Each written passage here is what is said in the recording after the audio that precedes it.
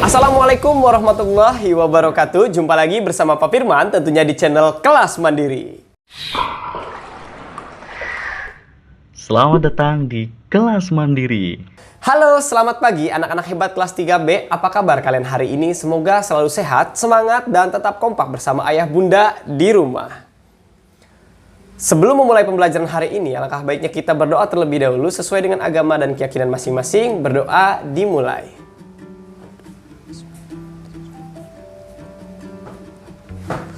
Berdoa selesai.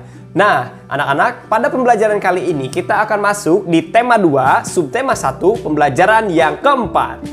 Baiklah anak-anak, Edo, Siti, dan Dayu, mereka sedang berdiskusi tentang dongeng. Nah, pasti kalian penasaran kan dari isi dongeng dari yang didiskusikan oleh Edo dan Siti. Nah, langsung saja apa itu isi dongengnya? Mari simak bacaan berikut ini. Baiklah anak-anak, nah ternyata dongeng yang didiskusikan oleh mereka ini merupakan dongeng dari bunga melati. Ya, di sini itu bunga melati yang baik hati. Oke, coba kalian simak-simak. Nah, Pak Firman akan membacakan terlebih dahulu dongengnya. Kalian cukup memperhatikan dan menyimak.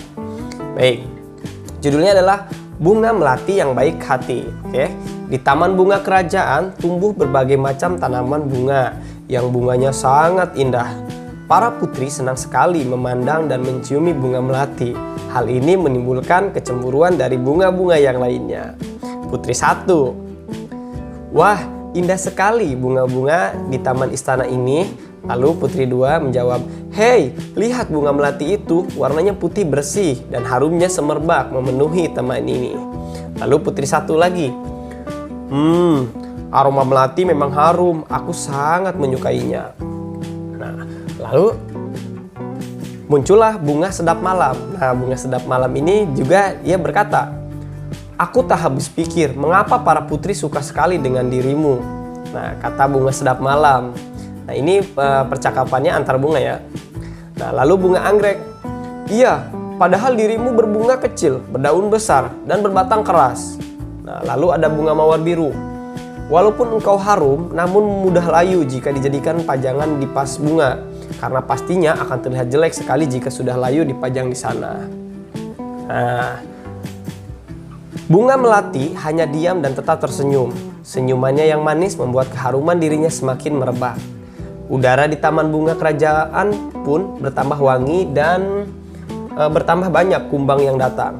Nah, kedatangan para kumbang yang bertambah banyak membuat semua bunga di taman bunga kerajaan menjadi senang. Mereka pun sibuk menyapa para kumbang dan mempersilahkan mengisap sari madu yang ada pada setiap bunganya. Para bunga tentu tidak akan bisa berbunga lagi jika tidak ada kumbang yang datang dan mengisap sari madu mereka. Nah, bunga sedap malam dan bunga lainnya kini telah mengerti kenapa bunga melati sangat wangi sekali. Nah, bunga-bunga yang lain meminta maaf kepada bunga melati atas perasaan cemburu mereka. Kini mereka mengakui bahwa keberadaan bunga melati itu justru harus disyukuri. Nah, lalu bunga sedap malam berkata seperti ini.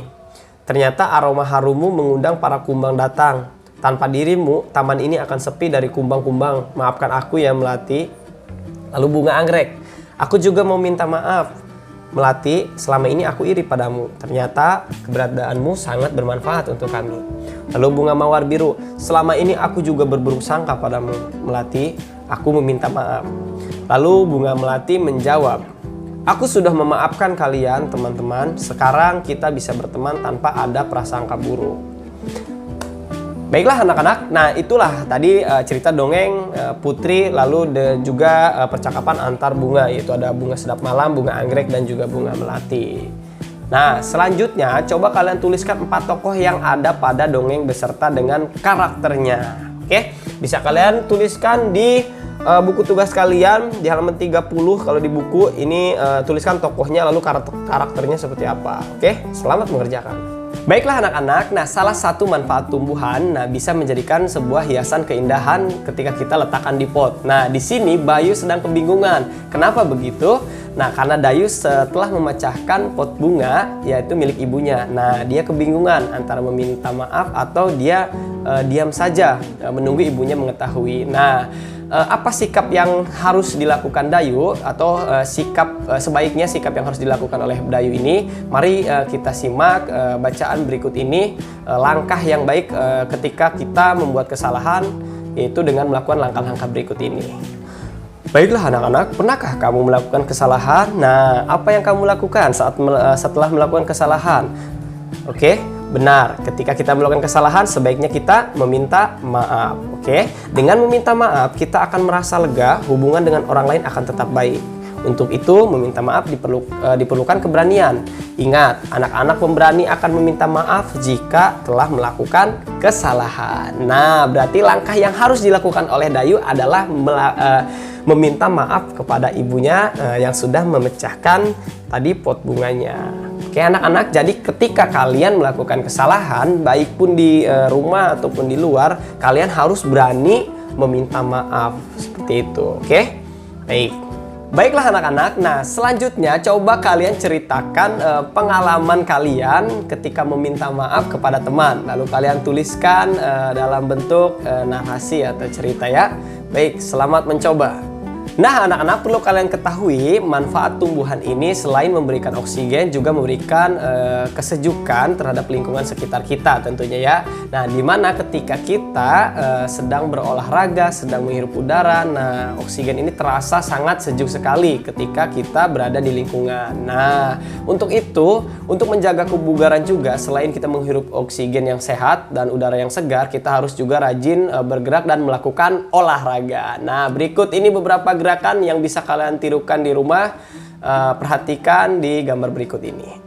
Nah baiklah anak-anak, nah ini salah satu contoh dari gerakan-gerakan yang bisa kalian lakukan di rumahnya. Nah gerakan yang pertama yaitu dengan berdiri tegap. Nah seperti di gambar ini. Lalu yang kedua, rentangkan tangan ke samping. Nah yang ketiga, putarlah tangan ke depan 3 kali dan ke belakang 3 kali seperti ini.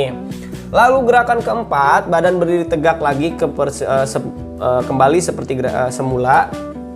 Lalu rentangkan kedua tangan ke atas. Nah lalu lekukan badan ke samping dan ke kiri. Nah setelah itu turunkan tangan untuk menyentuh kaki kanan, tangan kanan menyentuh kaki kiri seperti gambar di atas ini.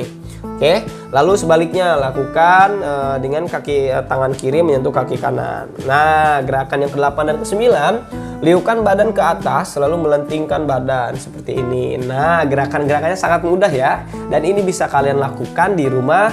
Selamat mencoba.